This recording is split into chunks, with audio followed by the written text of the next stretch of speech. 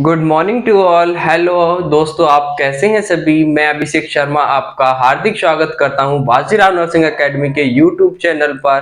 Today we are discussing about the lumbar puncture और spinal tapping. आज हम अध्ययन करने जा रहे हैं लंबर पंक्चर और स्पाइनल टैपिंग, जिसे कि स्पाइनल टैपिंग के नाम से भी जाना जाता है। लंबर पंक्चर होता है वो क्यों किया जाता है, लंबर पंक्चर क्या होता है, लंबर पंक्चर क्यों किया जाता है, लंबर पंक्चर की क्या फायदे हैं, क्या नुकसान हो सकते हैं, क्या कॉम्प्लिकेशंस हो सकती है, इन सभी टॉपिक के बारे में आज अपन डील करेंगे। तो स्टार्ट करते हैं अपन टॉपिक के बारे में। अपना टॉपिक है लंबर पंक्चर, जिसे कि स्पाइनल टैपिंग हो, या अगर लंबर पंक्चर के नाम से पूछा जाए या स्पाइनल टैपिंग के नाम से पूछा जाए, कंफ्यूज नहीं होना है। दोनों का मतलब एक ही होता है। लंबर पंक्चर कह दो या स्पाइनल टैपिंग कह दो, क्योंकि स्पाइनल कॉर्ड होती है वो आपका स्पाइनल, लंबर पंक्चर करते हैं वो स्पाइनल कॉर्ड से ही करते हैं। तो लंबर पंक्चर करते हैं, तो लंबर पंक्चर में क्या करेंगे। लंबर पंक्चर होती है वो एक ऐसी प्रोसीजर होती है जिसमें कि आप सीएसएफ का एनालिसिस करते हैं। अब सीएसएफ निकालने के लिए अब आपको लंबर पंक्चर करना है, और लंबर पंक्चर करने के लिए आपको सीएसएफ की रिक्वायर होती है। जब आप लंबर पंक्चर करोगे तो लंबर पंक्चर क्यों करते हैं, ताकि आप सीएसएफ को विथड्रॉल कर सके और वहां से सीएसएफ निकाल करके और उसका जांच या टेस्ट किया जाता है, और उसमें आपके एबनॉर्मलिटीज का पता लगाया जाता है। मान लो जैसे कोई इन्फेक्शन हुआ, उसके लिए जैसे मेनिंजाइटिस हुआ, एंसेफेलाइटिस हुआ, कोई इन्फेक्शन हुआ, सिफिलिस हुआ, गोनोरिया, इस टाइप के इन्फेक्शन के लिए भी आप सीएसएफ का एनालिसिस कर सकते हैं। कोई ट्यूमर है मेनिंजीज का या मेनिंजियल कोई ट्यूमर है उसके बारे में, या ब्रेन का कोई ट्यूमर है, या कोई ब्रेन में एबनॉर्मल ब्लीडिंग हो रही है, तो उन सभी का पता लगाने के लिए आप लंबर पंक्चर करते हैं। यानी कि अब इंडिकेशंस के बारे में बात करते हैं कि लंबर पंक्चर होता है उसका क्या क्या इंडिकेशंस हो सकता है। तो लंबर पंक्चर का जो मेन इंडिकेशंस होता है, ये आपके इन्फेक्टियस कंडीशंस और इन्फेक्शियस कंडीशंस का पता लगाने के लिए इन्फेक्टियस कंडीशंस का पता लगाने के लिए आप स्पाइनल टैपिंग या लंबर पंक्चर करते हैं। इसमें मेनली आता है आपका जैसे मेनिंजाइटिस हो गया, एनसेफेलाइटिस हो गया, मेनिंजाइटिस हो गया, एनसेफेलाइटिस, सिफिलिस, इनका अगर पता लगाना है, यानी कि मेनिंजियल और इन्फेक्टियस कंडीशन। अब इन्फेक्टियस कंडीशंस का अगर पता लगाना होता है तो उसके लिए भी आप सीएसएफ का एनालिसिस करते हैं, और उसके लिए आपको लंबर पंक्चर करने की आवश्यकता होती है। लंबर पंक्चर करके वहां से सीएसएफ विड्रॉल किया जाता है, और उसका सैंपल होता है लेबोरेटरी में सेंड करके उसके बारे में स्टडी करके पता लगाया जाता है कि उसमें कोई इन्फेक्शन या इन्फ्लामेशन वाली कंडीशन में कर सकते हैं। ब्रेन का कोई ट्यूमर है, ब्रेन एंड स्पाइनल कोड का, इस ब्रेन और स्पाइनल कोड में कोई ट्यूमर है, या इनका कैंसर है, या मेनिंजियोमा अगर कोई ओमा है, या स्पाइनल कोड का ट्यूमर है, या ब्रेन का कोई ट्यूमर है, या फिर आपका ब्लीडिंग हो रही है, तो उसके लिए भी आप ब्लीडिंग इन ब्रेन, अगर ब्रेन में कोई एबनॉर्मल ब्लीडिंग हो रही है तो उसके लिए भी आप लंबर पंक्चर कर सकते हैं। या आपको इंट्रोड्यूस करनी है मेडिसिन,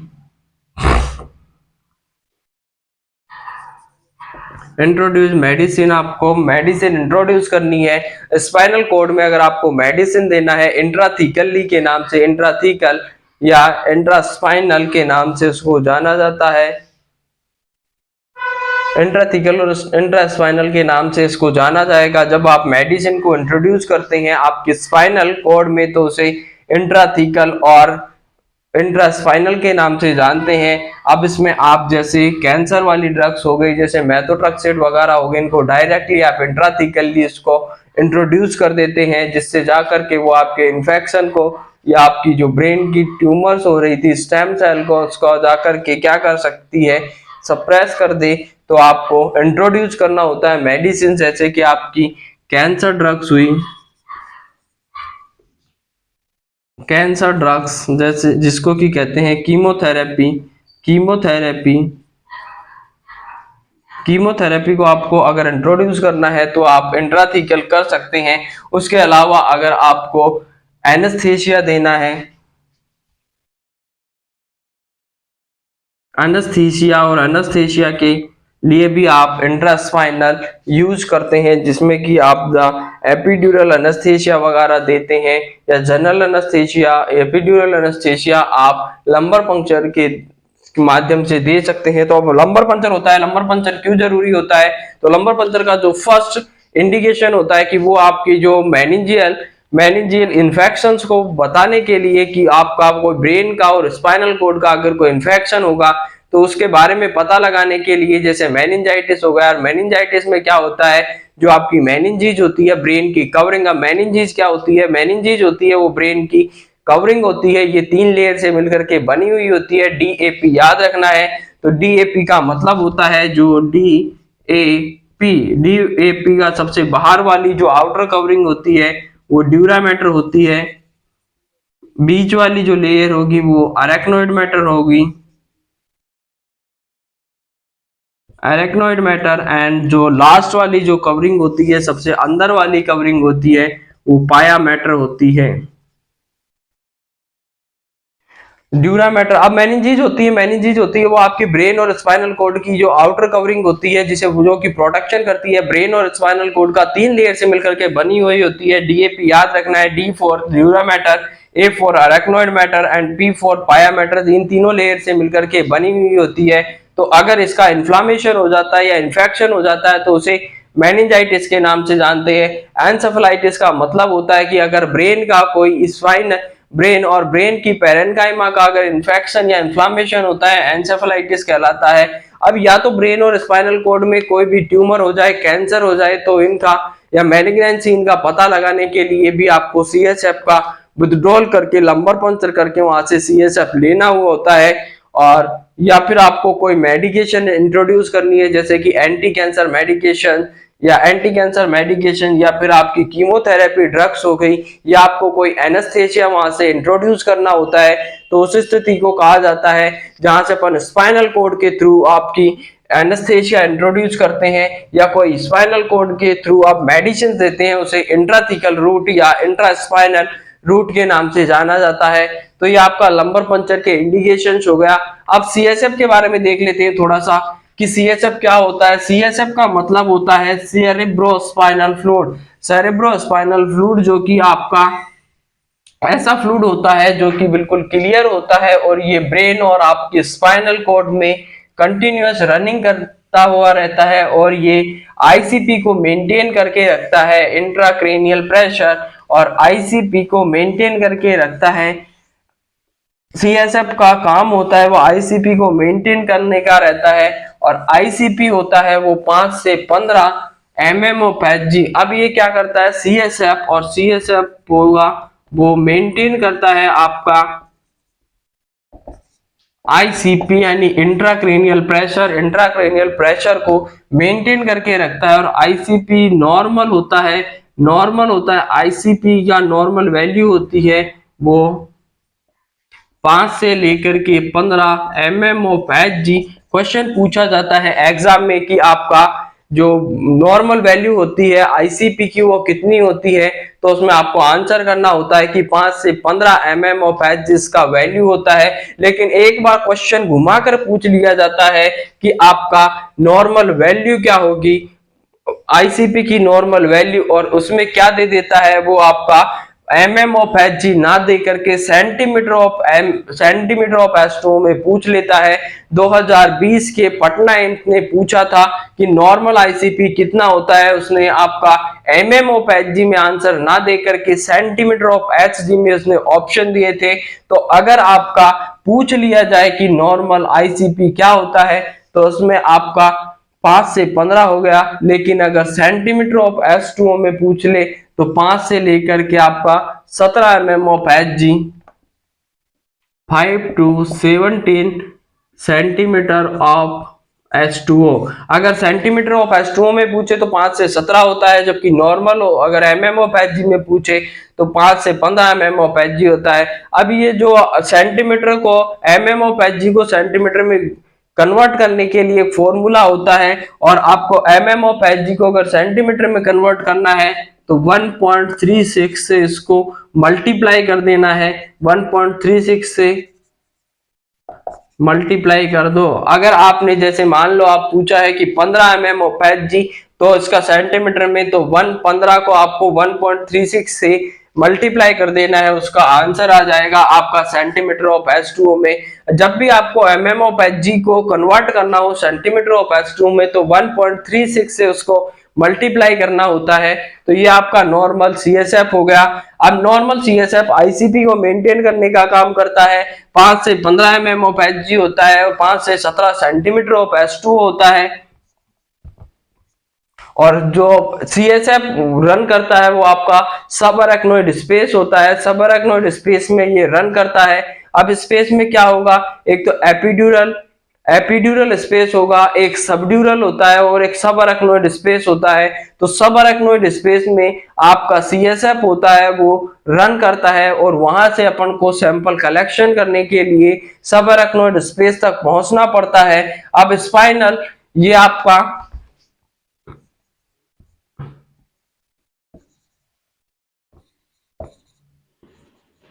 सब अरेक्नोइड स्पेस में रन करेगा, और सब अरेक्नोइड स्पेस में लंबर पंचर में आपको सब अरेक्नोइड स्पेस से जाकर के आपको निडल्स डाल के उसमें से क्या करना होता है, CSF का लीकेज करना होता है। अब CSF होता है वो जो टोटल अमाउंट होता है CSF का डेली, तो डेली ये 700 से लेकर के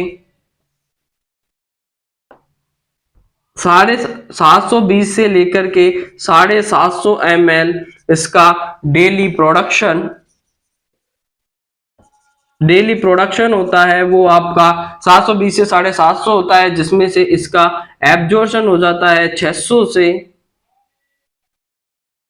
600 से लेकर के 620 ml ये एब्जॉर्ब हो जाता है। और जो फ्लो करता है, यानी जो अमाउंट आपका बचता है या फ्लो करता है अमाउंट, वो आपका 120 से लेकर के 150 ml। जो नॉर्म पूछा जाए कि आपका CSF का अमाउंट कितना होता है, तो 120 से लेकर के 150 ml इसका अमाउंट होता है। और पूछ लिया जाए कि डेली प्रोडक्शन कितना होता है, तो 720 से लेकर के 750 ml इसका डेली प्रोडक्शन होगा, जिसमें 600 से लेकर के 620 तक ये एब्जॉर्ब हो जाता है, और बाकी ट्रैक्ट में बच जाता है वो 120 से 150 ml होता है, वो डेली आपके ट्रैक में रन करता रहता है। तो अब देखते हैं यहाँ पर लंबर पंचर, और लंबर पंचर के लिए आपको सबसे पहले पर्सन आएगा। पर्सन को क्या करना है, सबसे पहले तो आपको इन्फॉर्म कंसेंट लेना होता है पर्सन से। लेकिन पूछा जाए कि इन्फॉर्म कंसेंट लेने की जो जिम्मेदारी होती है, रेस्पॉन्सिबिलिटी होती है, तो किसकी होती है, तो मेनली वो आपका जो हेल्थ केयर प्रोवाइडर SCP या फिर सर्जन की होती है। लेकिन उस कोई भी प्रोसीजर हो, इन्वेजिव प्रोसीजर, तो उससे पहले आपको मेडिकल या इन्फॉर्म कंसेंट लेने की आवश्यकता होती है। उसके बारे में एक्सप्लेन करो। सबसे पहले पर्सन को आपको एक्सप्लेन करना होता है, एक्सप्लेन किया प्रोसीजर के बारे में, उसको बताना है कि आप आपकी स्पाइनल टैपिंग करेंगे या आपका लंबर पंचर करेंगे, और आपकी बीमारी के बारे में आप पता करेंगे। तो उसके लिए आप उसके लिए हम CSF का सैंपल लेंगे। उसको प्रोसीजर एक्सप्लेन कर दिया ताकि उसको कोई घबराहट ना हो, एंजाइटी ना हो, और वो आपको कोऑपरेट कर सके। उसके बाद में पर्सन से इन्फॉर्म कंसेंट ले लिया। अब इन्फॉर्म कंसेंट में अगर बच्चा है तो उसके पेरेंट्स से लेना है, और अगर आपका 18 साल से बड़ा है, एडल्ट है, कॉन्शियस है, तो उसमें आप पेशेंट से लेते हैं। उसके बाद अगर नहीं है, कॉन्शियस नहीं है, तो आप उसके रिलेटिव से या घर वालों से ले सकते हैं।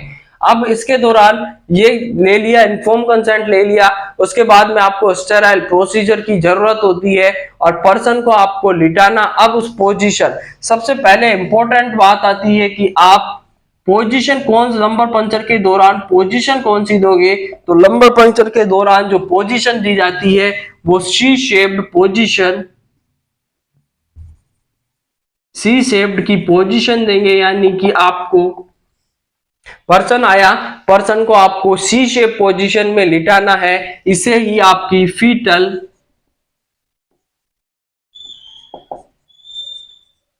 फीटल एटीट्यूड पोजीशन के नाम से भी जाना जाता है।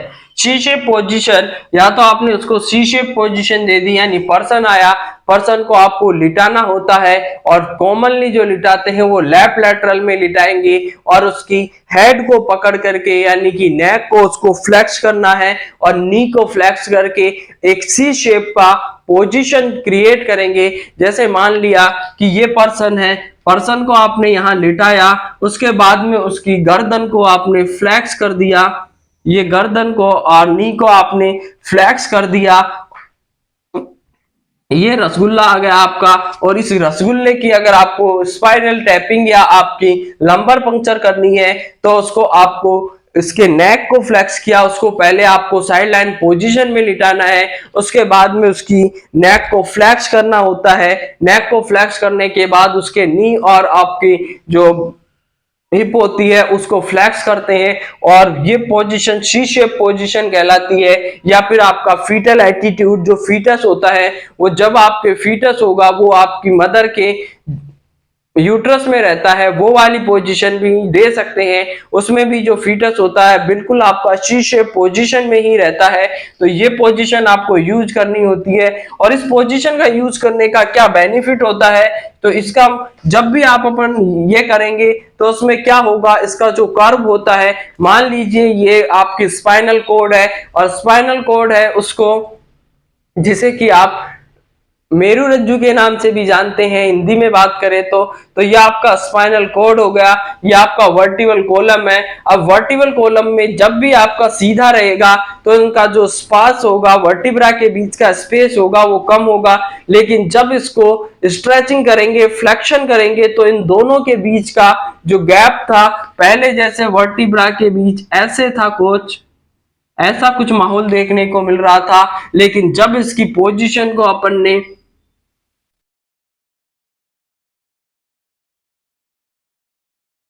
घुमाया और फ्लेक्शन किया तो इनका जो गैप था वर्टिब्रा के बीच का गैप वो बड़ा हो गया, और उसके थ्रू आप आसानी से निडल इंसर्ट करके आप सीएसएफ का विथड्रॉल कर सकते हैं। तो इसलिए आपको जो इसका बेनिफिट होता है सी शेप पोजीशन या फीटल एटीट्यूड पोजीशन का, वो ये आपकी वर्टिब्रा के गैप को बढ़ा देती है, यानी increase the gap between the vertebra, जिसके थ्रू आप आसानी से निडल डाल करके उसमें सीएसएफ को विथड्रॉल कर सकते हैं। तो ये आपका पोजीशन हो गई। या फिर आपको उसको सीटिंग पोजीशन देनी होती है बेड साइड, या उसको आप बेड साइड में, बेड के साइड में या कॉर्नर पे उसको बिठा करके आगे की तरफ एक टेबल पर लीन फॉरवर्ड करके उसके हाथों को वहां टेबल पर रख के आप उसको ऐसे उसको पोजीशन बिठाना है। बिठाने के बाद उसको सी शेप पोजीशन टाइप में उसकी लीन फॉरवर्ड झुका करके आगे की साइड झुकाएंगे तो फ्लेक्शन होगा, और फ्लेक्शन होगा तो इनके बीच का गैप बढ़ जाएगा। तो C shape position, foetal attitude position, या फिर आपकी sitting position with lean forward position दे सकते हैं। तो पोजीशन के बारे में हो गया। अब पोजीशन के बाद में आपको निडिल की जरूरत पड़ती है। निडिल होगी वो आपकी निडिल होती है वो 25, मेनली 25 गोज की इसमें निडल यूज करते हैं। वैसे आप 22 से लेकर के 27 गोज तक की निडल यूज कर सकते हैं, लेकिन जो मेनली यूज करते हैं लंबर पंक्चर के दौरान वो 25 गोज की निडल आपको यूज करनी होती है। अब निडल देख लिया अपन ने, निडल हो गई। निडल के बाद में अपन को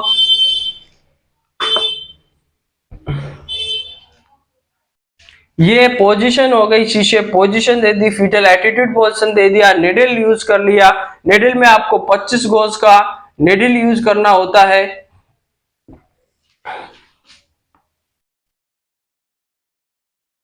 पच्चीस गोज 22 से लेकर के 27 तक कर सकते हैं, लेकिन मेनली आपको इसमें 25 गोज का निडल यूज करते हैं। 25 गोज की आपको निडल लेनी होती है। अब देखते हैं कि इसका इंसर्शन कहां पर करोगे। तो इंसर्शन कहां पर किया जाता है, लंबर पंक्चर के दौरान। अब लंबर पंक्चर के दौरान आपको क्या करना होता है कि अगर कोई आपका इन्फेंट है या बच्चा है या चिल्ड्रंस है, तो चिल्ड्रंस में जो आपकी, इससे पहले स्पाइनल कॉर्ड देखते हैं। स्पाइनल कॉर्ड या स्पाइनल कॉर्ड होती है, स्पाइनल कॉर्ड आती है आपकी L1 वर्टिब्रा पर आकर के खत्म हो जाती है। इसलिए अपन L1 से पहले आप लंबर 1 से पहले आपको लंबर पंचर नहीं करते हैं, क्योंकि उसमें अगर आपने स्पाइनल कॉर्ड में अगर आपने इंजरी कर दी तो पैरालिसिस होने के चांसेस होते हैं। इसलिए आपको हमेशा L1 या L2 से नीचे ही आपको लंबर पंचर करना होता है, क्योंकि L1 तक आपकी स्पाइनल कॉर्ड आती है। जबकि बच्चों की बात करें तो बच्चों में स्पाइनल कॉर्ड होती है वो L2 के लेवल तक होती है। इसलिए बच्चों में आपको चिल्ड्रंस की बात करूं, चिल्ड्रंस और चिल्ड्रंस में अपन बात करते हैं तो चिल्ड्रंस में आपको L4 एंड L5 के बीच में करनी होती है। चिल्ड्रंस में अगर लंबर पंचर करते हैं तो L4 एंड L5 के बीच में करेंगे, जबकि अडल्ट में जो लंबर पंक्चर करते हैं वो L3 एंड L4 और कॉमनली जो करते हैं वो पूछा जाता है कि कॉमनली जो आपकी की जाती है वो कहां पर करते हैं, तो L3 एंड L4 के बीच में मोस्ट कॉमनली करते हैं L3 एंड L4। अगर बच्चों में पूछ लिया जाए स्पेशल तो आपको L4 एंड L5 के बीच में करनी होती है, क्योंकि L2 तक आपका वर्टिब्रा के वो जो स्पाइनल कॉर्ड आती है और इसको एक छोड़ करके आपको करना होता है, ताकि आपकी इंजरी के या पैरालिसिस के चांसेस ना हो। अगर आपने स्पाइनल कॉर्ड में अगर आपने निडल डाल दी तो वहां का स्पाइनल नर्व डैमेज हो जाएगी, और स्पाइनल नर्व अगर डैमेज हो गई तो आपकी क्या कर सकती है, पैरालिसिस कर सकती है। इसलिए कॉम्प्लिकेशन को प्रिवेंट करने के लिए आपको प्रॉपर आपको L3 और L4, अब L3 एंड L4 या आपका जो नंबर होती है उसका पता कैसे लगाएं, ये आप गिनने तो बैठोगे नहीं कि यहां से मान लो अपन ने गिनना स्टार्ट कर दिया कि ये आपका स्पाइनल कॉर्ड निकला, यहां से स्पाइनल कॉर्ड निकला फोरामेन ऑफ मैग्नम से, फोरामेन ऑफ मैग्नम से स्पाइनल कॉर्ड निकल करके स्टार्ट हुआ तो यहां से चलो गिनना स्टार्ट कर दो। तो ऐसा तो कुछ करना नहीं है कि मान लो आप गिनने बैठ जाओ कि 1 2 3 4 5 6 7 सर्वाइकल आ गई, ऐसा आपको नहीं करना है। इसका इजी वे है, और इजी वे के लिए आपको एक टॉफलियर लाइन खींचनी होती है, या टॉफलियर लाइन का पता होना चाहिए। एक टॉफलियर लाइन होती है और टॉफलियर लाइन के ही आधार पर आप क्या करते हैं कि आपकी लंबर पंक्चर करते हैं। अब देखिए टॉफलियर लाइन क्या होती है। टॉफलियर लाइन का मतलब होता है कि आपका जो प्यूबिक क्रस्ट होता है, सुपीरियर जो आपका प्यूबिक क्रस्ट होगा उसका जो मैक्सिमम पॉइंट होता है, जो मैक्सिमम हाइट होती है ये प्यूबिक क्रस्ट की, जो प्यूबिक है और सिम्फाइसिस प्यूबिस, और ये प्यूबिक क्रस्ट है। प्यूबिक क्रस्ट में जो एंड आपका मैक्सिमम पॉइंट होता है इसका इलियक सुपीरियर इलियक क्रस्ट का, और सुपीरियर इलियक क्रस्ट के पॉइंट से आपको एक मैक्सिमम पॉइंट होता है इसका हाइट का, उससे आपको एक लाइन ड्रॉ करनी होती है पीछे की साइड, और ये पीछे की साइड एक सीधी लाइन ड्रॉ करेंगे तो ये आपकी गुजरती है L4 वर्टिब्रा से जाकर के, ये आपकी यहां से आपको जो सुपीरियर इलियक क्रस्ट था, सुपीरियर इलियक क्रस्ट से एक लाइन विथड्रॉ करते हैं, और ये लाइन होती है वो आपकी L4 वर्टिब्रा से जाकर के गुजरती है। तो वहां से आपको उस हिसाब से टॉफलियर लाइन खींच करके और आपको स्पाइनल टैपिंग करनी होती है, L4 से गुजरेगी। और अगर आपको चिल्ड्रन में करना है तो उसको उससे एक लाइन ऊपर जो स्पेस होगा या एक वर्टिब्रा के ऊपर वाले स्पेस में करनी है, और बच्चों में करना है तो L4 एंड L5 के बीच में करेंगे तो उससे नीचे जो लाइन थी उससे नीचे करेंगे बच्चों में, जबकि अडल्ट में करना है तो जो लाइन गुजरती है उससे ऊपर वाले स्पेस में यानी L3 एंड L4 के बीच करेंगे। जबकि चिल्ड्रन होगा तो उसमें L4 से गुजर रही है तो L4 से गुजर रही है तो L4 एंड L5 के बीच में करना है, तो आपको उससे नीचे वाले स्पेस में आपको करना होता है। तो यहां पर एक टॉफलियर लाइन बनाते हैं, टॉफलियर लाइन, और ये टॉफलियर लाइन होती है वो आपकी हेल्प करती है रिकॉग्नाइज करने में आपकी वर्टिब्रा को। तो जो सुपीरियर इलियक क्रस्ट होता है उसके मैक्सिमम पॉइंट से एक लाइन विथड्रॉ करते हैं बैक की साइड, और जहां से ये लाइन गुजरती है वो आपकी L4 वर्टिब्रा से गुजरेगी, और L4 वर्टिब्रा से, और अगर चिल्ड्रन में करना है तो उससे नीचे वाले स्पेस में करेंगे, जबकि अडल्ट में करते हैं तो L4 3 एंड L4 के बीच में करते हैं बच्चों में, अडल्ट में। तो ये आपका टॉफलियर लाइन हो गया। निडल हो गई, चिल्ड्रंस में कितना कब करना है, टॉप लेयर लाइन आपकी हेल्प करती है। अब वहां से आपको क्या करना होता है, CSF। अब L3 एंड L4 के बीच में मान लो आपने अडल्ट का कर रहे हैं, और तो L3 एंड L4 के बीच में आपने निडल डाली है, निडल सबअरेक्नोइड स्पेस में डालेंगे, सबअरेक्नोइड स्पेस में CSF होता है, और CSF निकाल करके, लेकिन ध्यान रखिए आपको एक साथ ज्यादा CSF का रिमूवल नहीं करना होता है। अगर आपने एक साथ ज्यादा CSF का रिमूवल कर लिया तो धड़ाम से आपका बीपी एक साथ डाउन हो जाएगा, पेशेंट होगा सडनली हाइपोटेंशन में चला जाएगा और सीवियर हेडेक उसको होने लग जाता है। इसलिए जब भी आप सैंपल लेते हैं तो उसमें 5 से लेकर के 10 या 15 ml से ज्यादा आपको एक साथ, यानी कि 5 से 10 ml से ज्यादा एक बार में सैंपल नहीं लेना होता है। अब जब आप स्पाइन लंबर पंक्चर करते हैं तो इसमें एक इंपॉर्टेंट चीज का ध्यान रखना होता है। माना आपने लंबर पंक्चर की निडल डाल दी है, लेकिन उसमें प्रेशर है वो थोड़ा कम आ रहा है, बहुत स्लो आ रहा है, धीरे धीरे आ रहा है, तो उसके लिए आपको क्या करना होता है, तो उसमें आपको एक साइन का पता होना चाहिए कि जब भी आप लंबर पंक्चर करते हैं तो उस दौरान आपकी जुगुलार वेन होती है, अगर आपने जुगुलार वेन पर प्रेशर डाल दिया तो जुगुलार वेन का प्रेशर डालोगे तो उसकी वजह से आपका आईसीपी का प्रेशर बढ़ता है, ब्रेन में आईसीपी का प्रेशर बढ़ेगा, और जब ब्रेन और स्पाइनल कॉर्ड में आईसीपी का प्रेशर बढ़ता है तो उसका जो फ्लो कम आ रहा था अब वो फ्लो आना इंक्रीज हो जाता है। ये आपको प्रैक्टिकल में भी और आपका थियोरेटिकल में भी क्वेश्चन के रूप में पूछा जाता है कि जब भी आप CSF का रिमूवल कर रहे हैं या लंबर पंक्चर कर रहे हैं उस दौरान आपको अगर जुगुलार वेन पर प्रेशर डाला जाता है जिसकी वजह से आपका CSF का जो प्रेशर था वो बढ़ जाता है, तो वो कौन सा साइन होता है, तो उस साइन का नाम होता है क्विकेंस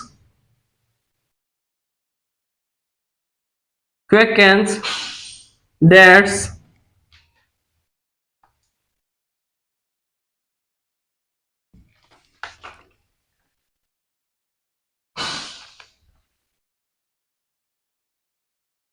क्वेकेंस date sign. Queckenstedt sign का मतलब होता है कि जब भी आप लंबर पंक्चर करते हैं उस दौरान अगर आपने जुगुलार वेन पर प्रेशर डाला है तो जुगुलार वेन के प्रेशर डालने की वजह से आईसीपी का प्रेशर बढ़ता है और जो आपका स्पाइनल या CSF का जो प्रेशर था वो बढ़ेगा। जब CSF का प्रेशर बढ़ेगा तो आपका जल्दी जल्दी रिमूवल करने में आपकी हेल्प करता है। अगर प्रेशर कम है तो आपने जुगुलार वेन पर प्रेशर डाल करके क्वेकन डेट साइन होगा, और ये एग्जाम में बहुत बार पूछा जाता है, इसलिए आपको इसको भी मेमोराइज करना है। अब आपका कॉम्प्लिकेशन ये आपने ले लिया, इसके बाद में आपकी लंबर पंक्चर की कॉम्प्लिकेशंस क्या क्या हो सकती है कि जो पानी से नहाएगा लिबास बदलेगा, और जो पसीने से नहाएगा वो इतिहास बदलेगा, इतिहास बदलेगा। इसलिए आपको हमेशा मेहनत करते रहिए, आप इतिहास रच दोगे कि जिस जिस पर ये जग हंसा है उसने इतिहास रचा है। तो लोग क्या कहते हैं उनके बारे में ना सोचे। तो इसकी कॉम्प्लिकेशंस के बारे में देखते हैं कि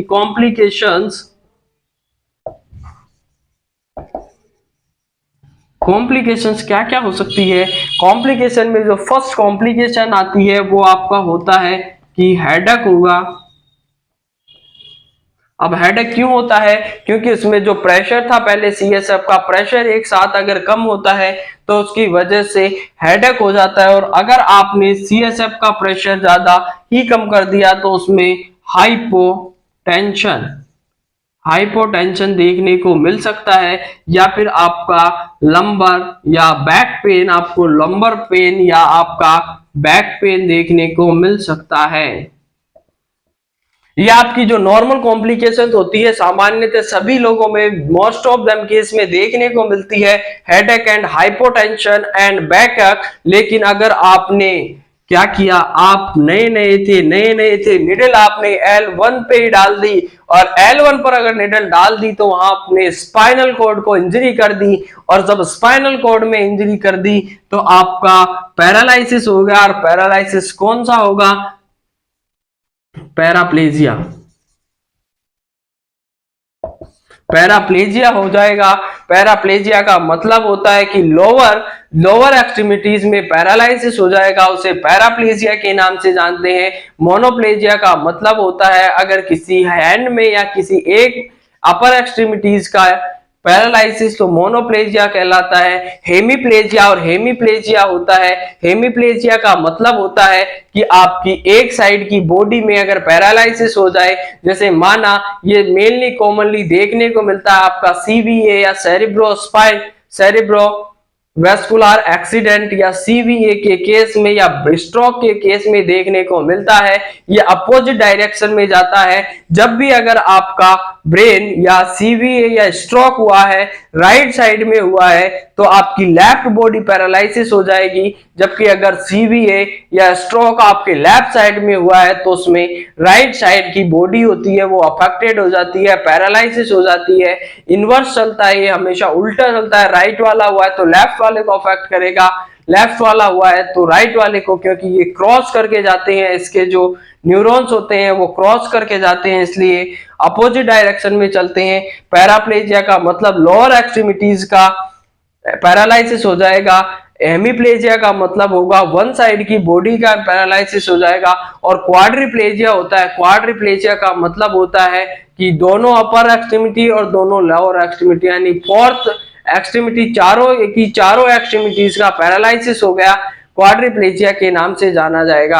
अब जो इसमें अपन ने देखा था उस टाइम पे कि मेनिंजाइटिस के लिए कर सकते हैं, या फिर आपका कोई ऑटो इम्यून डिसीजेस होती है like that the multiple sclerosis हुआ, गुलियन बार सिंड्रोम हुआ।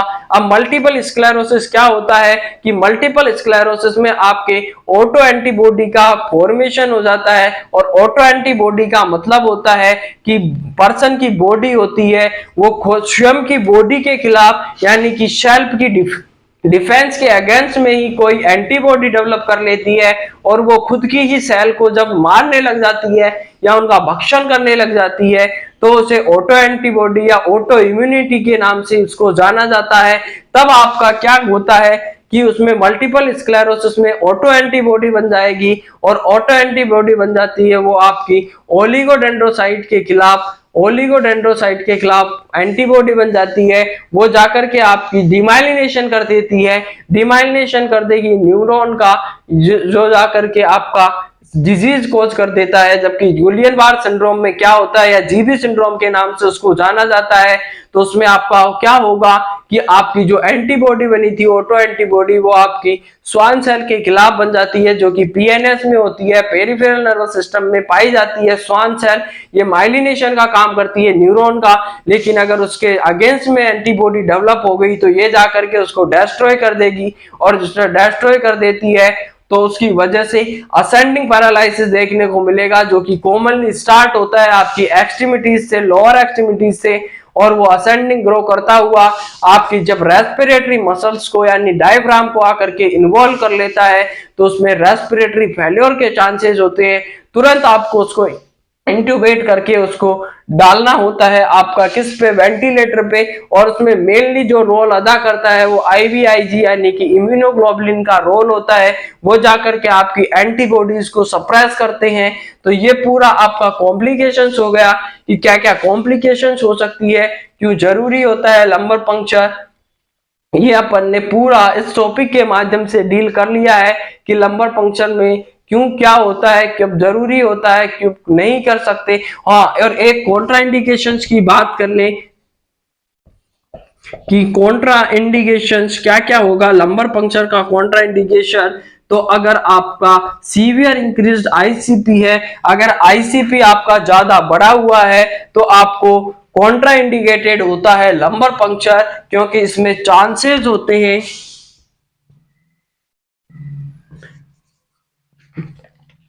अगर आपका कॉन्ट्रा इंडिकेशन होता है आपका लंबर पंक्चर का कि आपका आईसीपी बहुत ज्यादा बढ़ा हुआ है, तो उसमें कॉन्ट्रा इंडिकेटेड है। और कॉन्ट्रा इंडिकेटेड का मतलब होता है कि जिसमें आप वो नहीं कर सकते हो किसी भी हाल में। तो आईसीपी ज्यादा बढ़ा हुआ है तो ये कॉन्ट्रा इंडिकेटेड होगा, क्योंकि ये जाकर के आपका increase the chances of brain stem herniation, brain steam herniation के चांसेस को बढ़ा देता है।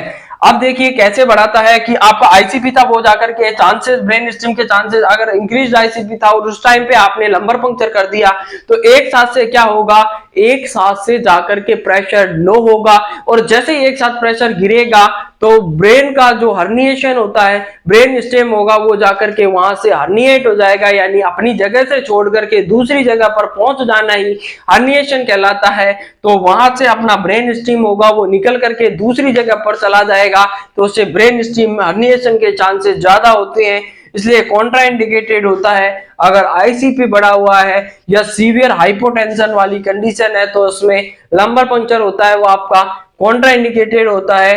अब आपने पोजीशन, ड्यूरिंग पोजीशन की बात कर ली, लेकिन मैं बात करूं कि आफ्टर पोजीशन की, आफ्टर एलपी लंबर पंक्चर करने के बाद आप कौन सी पोजीशन दोगे, तो पेशेंट को आपको सुपाइन पोजीशन देना होता है, जिसे कि आपको फ्लैट पोजीशन के नाम से भी जाना जाता है। और 6 से कम आपको 6 से 8 आवर्स तक उसको सुपाइन और फ्लैट पोजीशन देनी होती है, ताकि आपका उसको फाउलर पोजीशन इसलिए नहीं देते क्योंकि आपने सीएसएफ का लीकेज किया है और सीएसएफ निकाला है तो प्रेशर था वो कम हुआ है, और उससे हेडेक और हाइपोटेंशन की संभावना को प्रिवेंट करने के लिए आपको सुपाइन पोजीशन देनी होती है। और जब भी आप निडल को एक्सक्रिएट करते हैं तो निडल निकालने के बाद वहां स्टेराइल गोज पीस से अच्छी तरह से डायनाप्लास्ट से उसको प्रेशराइज करके अच्छी तरीके से उसको लगाना होता है, ताकि वहां से सीएसएफ का लीकेज ना हो। तो उसका पता करने के लिए आपको सीएसएफ के लीकेज को करने के लिए उसमें आपको सुपाइन पोजीशन हेल्प करेगी, ताकि आपका प्रेशर रहेगा तो वहां से सीएसएफ का लीकेज भी नहीं होगा, आपकी प्रिवेंट करेगा हाइपोटेंशन और हेडेक को भी ये प्रिवेंट करता है। अब जो सीएस, एक लास्ट टॉपिक और डील कर लेते हैं छोटा सा, कि आपने सीएसएफ का एनालिसिस करोगे, सीएसएफ के एनालिसिस में आपको क्या क्या चीजें देखने को मिलती है। जो सीएसएफ का कलर होता है वो नॉर्मल, क्लियर और कलरलेस सीएसएफ होता है, वो क्लियर सीएसएफ होता है, वो बिल्कुल क्लियर और कलरलेस फ्लूइड है, ये क्लियर और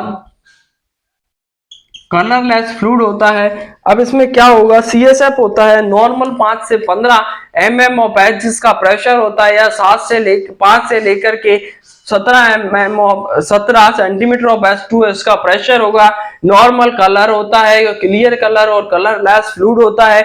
लेकिन इसमें क्या होगा, बैक्टीरियल अगर कोई इन्फेक्शन है, जैसे बैक्टीरियल मेनिंजाइटिस है, तो उस केस में आपको क्या क्या चीज देखने को मिलती है, या आपका जो कलर होगा वो बैक्टीरियल इन्फेक्शन, और बैक्टीरियल इन्फेक्शन में जो इसका कलर होता है वो टर्बिड और क्लाउडी कलर, टर्बिड और क्लाउडी कलर का हो गया, तो बैक्टीरियल इन्फेक्शन को प्रदर्शित करता है। और इसमें आपका जो प्रोटीन होता है, नॉर्मल जो प्रोटीन होता है उसकी वैल्यू होती है 15 से लेकर के 45 mg पर DL, ये आपका नॉर्मल प्रोटीन। जबकि आपकी नॉर्मल शुगर होता है वो 40 से लेकर के 80 mg पर DL होती है नॉर्मल शुगर। नॉर्मल शुगर का जो लेवल होता है वो 40 से 80 mg पर DL होगा, जबकि आपका नॉर्मल प्रोटीन होता है वो 15 से 45 mg पर DL होता है। अब जब आपका बैक्टीरियल इन्फेक्शन होता है तो इसमें कलर चेंज, क्लियर से कलर चेंज होकर के आपका टर्बिड और क्लाउडी कलर का हो जाएगा। जो प्रोटीन था, प्रोटीन क्योंकि बैक्टीरिया होते हैं वो प्रोटीन नेचर होता है इनका, तो जब जब बैक्टीरिया का इन्फेक्शन होगा, बैक्टीरिया की ताकत बढ़ेगी तो उसमें प्रोटीन पाया जाता है, और प्रोटीन बढ़ेगा तो प्रोटीन होगा, प्रोटीन इंक्रीज हो जाएगा 45 mg पर DL से ज्यादा देखने को मिलेगा। और आपका शुगर होगा, शुगर होगी ये आपकी लेस देन 40 mg पर DL। क्योंकि अब देखिए ये क्यों हुआ, टर्बिड कलर हो गया और क्लाउडी कलर बैक्टीरियल इन्फेक्शन की वजह से देखना मिला। प्रोटीन होगा वो आपका बैक्टीरिया होते हैं वो मेनली प्रोटीन से मिलकर बने हुए होते हैं, तो जब उसका लेवल बढ़ेगा तो प्रोटीन का उसमें सीएसएफ में प्रोटीन का लेवल बढ़ जाएगा और शुगर होती है वो आपकी कम हो जाएगी, यानी कि बैक्टीरिया होंगे वो शुगर का क्या करेंगे, डाइजेशन करेंगे और बैक्टीरिया शुगर को काम में लेंगे अपनी एनर्जी के लिए, तो उसमें आपका शुगर कम देखने को मिलेगा, प्रोटीन बढ़ा हुआ मिलेगा, कलर टर्बिड और क्लाउडी कलर का देखने को मिलता है। लेकिन वायरल इन्फेक्शन होता है उसमें टर्बिड